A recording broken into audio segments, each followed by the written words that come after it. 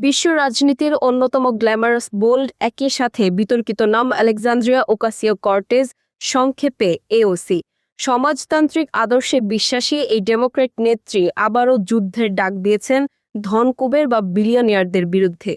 তার সাফ কথা, অতি ধনীদের ওপর আকাশচুম্বী কর আরোপ করে সেই টাকা সাধারণ মানুষের কল্যাণে ব্যয় করতে হবে। কিন্তু এই নীতি কি সত্যিই সাধারণ মানুষের ভাগ্য বদলাবে, নাকি পুঁজি সরিয়ে নেওয়ার ফলে মার্কিন অর্থনীতি আরও বড় বিপর্যয়ের মুখে পড়বে? সমালোচকরা বলছেন, এওসি এর এই রবিনহুড নীতি আদতে মধ্যবিত্তকে আরও গরিব করে তোলার একটি ফাঁদপত্র।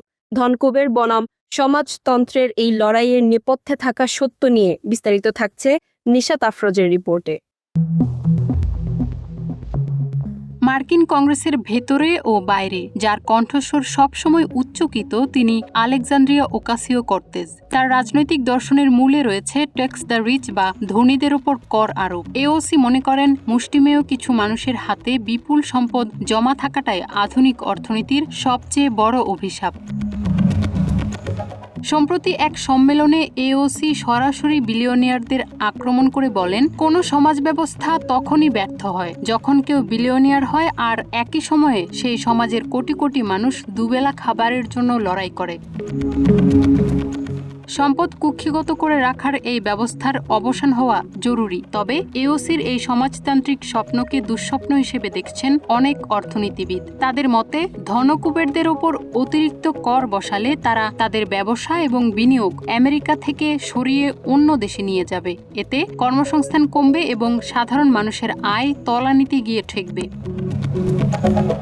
সমালোচকরা বলছেন, এওসি ধনীদের পকেট কাটতে গিয়ে আসলে অর্থনীতির ইঞ্জিনকে বিকল করে দিচ্ছেন। একজন কট্টর সমালোচক ও রাজনৈতিক বিশ্লেষক তার বক্তব্যে বলেন, এওসি বিলিয়নিয়ারদের ঘৃণা করেন ঠিকই, কিন্তু তিনি এটা বোঝেন না যে তারাই অর্থনীতির চাকা সচল রাখেন। ধনীদের গরিব করে আপনি গরিবদের ধনী করতে পারবেন না। তার এই চরমপন্থী নীতি শেষ পর্যন্ত আমাদের সবাইকে আরও দারিদ্র্যের দিকে ঠেলে দেবে।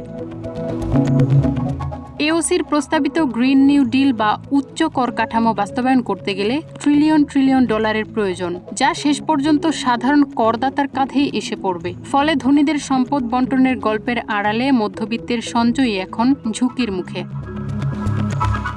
এখন প্রশ্ন হলো, মার্কিন ভোটাররা কি এওসির এই সমাজতান্ত্রিক বন্টন ব্যবস্থায় আস্থা রাখবেন, নাকি ধনকুবেরদের হাত ধরে আসা পুঁজিবাদী আমেরিকার টিকে থাকার একমাত্র পথ? সমাজতন্ত্র বনাম পুঁজিবাদের এই দ্বন্দ্বই হয়তো ঠিক করে দেবে আগামীর বিশ্ব অর্থনীতির রূপরেখা।